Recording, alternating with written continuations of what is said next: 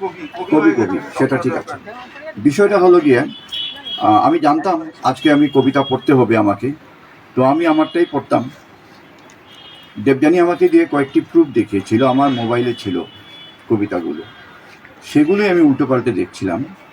এবং এটা কবিতা আমি পড়ছি, এটা অসামান্য কবিতা যদি বলি আমি তাহলেও কম বলা হবে, কারণ তার মধ্যে যে ভাবনাটা, ওই যে বলছিলাম না, অ্যাবস্ট্রাক্ট থিঙ্কিং, যেটা যে কোনো কবিতার মধ্যে সেই যে একটা দৃশ্যময়তার জন্ম হয়, সেই দৃশ্যময়তা আমার কাছে সবচেয়ে বেশি বড় প্রাপ্তি বলে মনে হয়।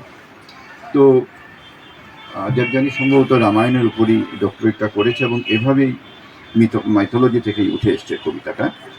বিশ্বাস তোমার আমার কথা, কবিতাটার নাম। বিশ্বাস তুমি কতটা পোক্ত, মন্দোদরীর মনের কথায় প্রতি মুহূর্তে অপমানের কোনো ভাটা পড়েনি কখনোই। দৃষ্টিভঙ্গি, হে কৃষ্ণা, পাঞ্চালী মন দিলে কাকে। কি অসাধারণ এই লাইনটা দেখুন। কারণ আমরা যারা মহাভারত জানি, আমরা যারা নাথবতী অনাথবত নাটক দেখেছি, আমরা জানি সেই পাঞ্চালী, সেই যে বর্ণময় চরিত্র, সে কাকে মন দিয়েছিল তো আমরাই জানি না। এই পঞ্চস্বামীর মধ্যে যে নতজানু করলে পুরুষ তোমায়, তাকে সমাজ বৈদেহী নিংড়ে নিল কি তোমার সবটুকু। আলোড়ন হলো বটে, অসভ্য তারা করল যেন সভ্যকে, হারিয়ে গেল কখনো রাজপথে নয়তো শুকনো বাকে।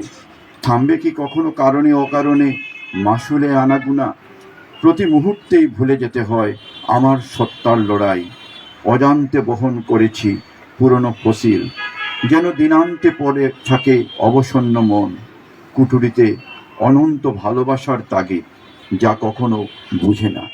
আমার কবিতাগুলো, অনেকগুলো কবিতা আছে, এই কবিতাটা আমার মনে প্রচণ্ড দাগ কেটেছে, কারণ এই কবিতাটা একসঙ্গে পাঞ্চালীর ব্যথাটা যেন নিজের মধ্যে উপলব্ধি করেছে এবং একটা পুরুষতন্ত্রের বিরুদ্ধে কথা, এবং এই একটা অসাধারণ কবিতা। আমি আর বক্তব্য দীর্ঘায়িত করছি না। আমি মনে করি দেবযানীকে একই সঙ্গে যদি কবিতা বলে দেয়, দেবযানী ভালো কবিতা বলে।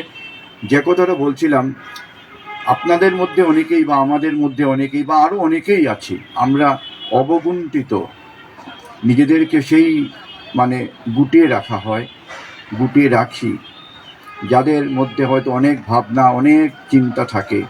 সুপ্রদীপ দত্ত রায়কে ধন্যবাদ, কারণ সুপ্রদীপ দত্ত রায় একজন দক্ষ সংগঠক। দেবযানীকে আমি এখানে এনে দাঁড় করিয়েছি আমার সঙ্গে, কিন্তু দেবযানীকে কিন্তু এখানে কবিতা লেখার জন্য অনুরোধ করেছিল সুপ্রদীপ দত্ত রায়, আমি জানতাম না, আমাকে পড়ে পড়েছে। যাই হোক, সুপ্রদীপ দত্ত রায়কে ধন্যবাদ।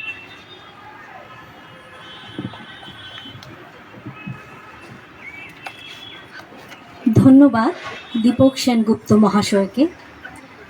প্রথমেই আমি দৃঢ়বন্ধন পরিবারের সদস্য হতে পেরেছি বলে আমি নিজেকে খুব গর্বিত মনে করছি, এবং সঙ্গে সুপ্রদীপ দাকে আমার অন্তঃস্থল থেকে ধন্যবাদ জানাচ্ছি এই সুযোগ করে দেবার জন্য, এবং সঙ্গে পম্পা এবং দেবাশিস বাবুকে এই অন্তর থেকে ধন্যবাদ জানাচ্ছি, আপনারা এতদূর এই কাজটি এগিয়ে নিয়ে যাওয়ার জন্য।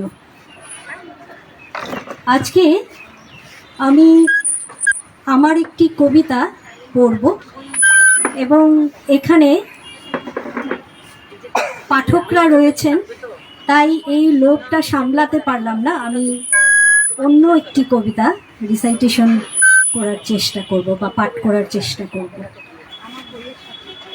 আমার কবিতা